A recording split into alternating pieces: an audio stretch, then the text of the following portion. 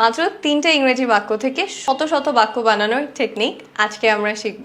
Target ইংরেজি বলার ভয় ও জড়তা কাটিয়ে ওঠা। প্রথম বাক্য, do you have dash?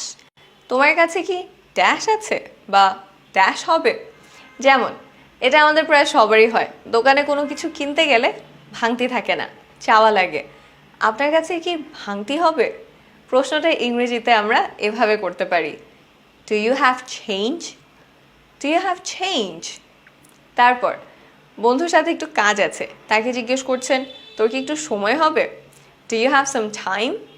Do you have some time? এরপর বন্ধুর গলার আওয়াজ শুনে মনে হচ্ছে তার হয়তো ঠান্ডা লেগেছে। এমন সময় আমরা জিজ্ঞেস করি না, তোর কি ঠান্ডা লেগেছে? ইংরেজিতে বলতে পারি, do you have a cold? Do you have a cold?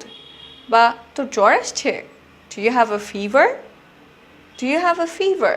তারপর সাথে কলম নেই, এমন সময় আমরা পাশের মানুষকে হয়তো জিজ্ঞেস করি, আপনার কাছে একটা কলম হবে? Do you have a pen? অপরিচিত কেউ হলে আরও ভদ্রভাবে প্রশ্নটা করতে এক্সকিউজ মি বলতে পারি, excuse me, do you have a pen? এরপর আমরা অনেক সময় জিজ্ঞেস করি না, তোমার কাছে উমুকের, তাসনিমের নাম্বার আছে? ইংরেজিতে বলতে পারি, do you have Tasnim's number?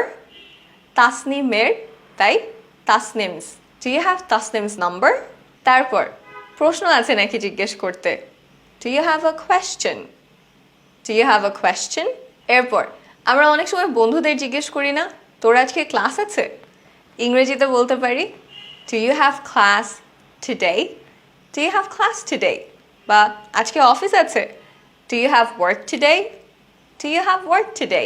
এরপর আজকের দ্বিতীয় বাক্য, আই অ্যাম ড্যাশ।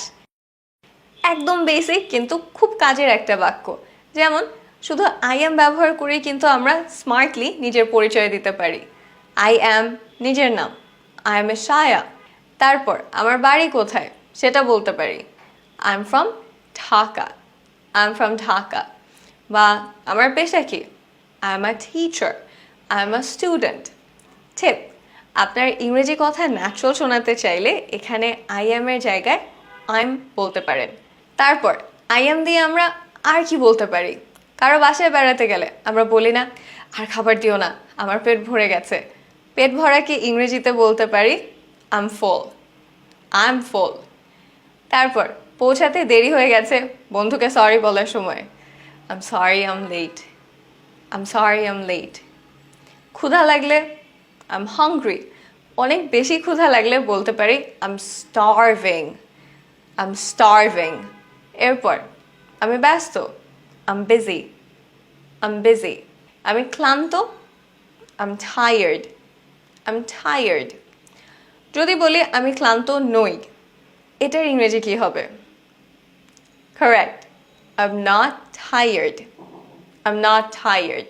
এরপর তৃতীয় বাক্য, তোমার কি ড্যাশ আছে?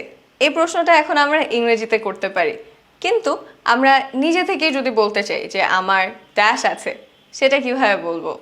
খুব সিম্পলি, আই হ্যাভ ড্যাশ। আমার একটা বিড়াল আছে, I have a cat, I have a cat. আমার একটা প্রশ্ন আছে, I have a question, I have a question. আমার মাথা ব্যথা, I have a headache, I have a headache.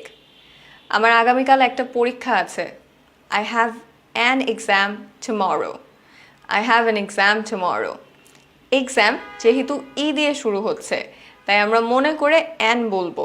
তারপর আমার 7 বোন এবং 8 ভাই আছে, I have 7 sisters and 8 brothers, I have 7 sisters and 8 brothers. তাহলে আমার আছে, আই হ্যাভ ড্যাশ। আমার নেই, সেটা কি হবে? I don't have dash. I don't have 7 sisters and 8 brothers. এখন প্রশ্ন হলো, আমার একটা কলম আছে, এটার ইংরেজি কি হবে? নিচে কমেন্ট করে ফেলুন।